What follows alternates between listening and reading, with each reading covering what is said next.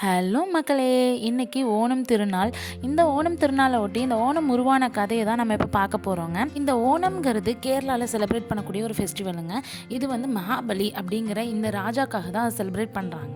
மகாபலிங்கிறவர் கேரளாவை ஆண்டுட்டு வந்த ஒரு அசுர குலத்தை சேர்ந்த ஆனால் ஒரு நீதி உள்ள அரசராக இருந்தாருங்க. இந்த மகாபலி சக்கரவர்த்தி கேரளாவை நல்ல ஒரு வளமிக்க நாடாக ஆண்டுட்டு வந்துட்டுருக்காரு. அப்போ அவருக்கு தேவலோகத்தை ஆளணுங்கிற ஒரு ஆசை அவர் மனசில் இருக்குது. அப்போ ஒரு நதிக்கரையில் உட்காந்து யாகம் பண்ணுறாரு. அந்த யாகத்தின் பலனாக கேரளாவையும் அங்கே வாழ்கிற மக்களையும் ரொம்ப மகிழ்ச்சியாகவும் ரொம்ப செழிப்பான ஒரு இடமாகவும் அதை மாற்றுறாரு. அவரோட யாகத்தின் பலனாக அவர் வந்து அந்த தேவலோகத்தை அடைஞ்சிருவாரோ, தேவலோகத்தை ஆண்டுருவாரோ அப்படிங்கிற ஒரு பயத்தில் பெருமாள்கிட்ட போய் இந்திரன் கேட்குறாரு. இந்த மாதிரி அவரை வந்து நீங்கள் தான் தடுத்து நிறுத்தணும் அப்படிங்கிறத கேட்கும் போது பெருமாளே ஒரு வாமன அவதாரம் எடுத்து அந்த பூலோகத்துக்கு வராருங்க.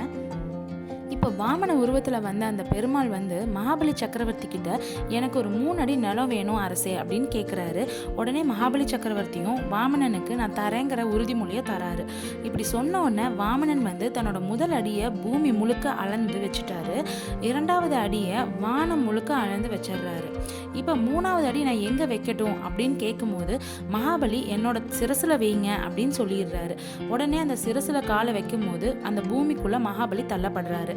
இப்போ வாமனா வந்தது தெய்வமே அப்படின்னு தெரிஞ்சோன்னே மகாபலி அவர்கிட்ட ஒரு வரம் கேட்குறாரு.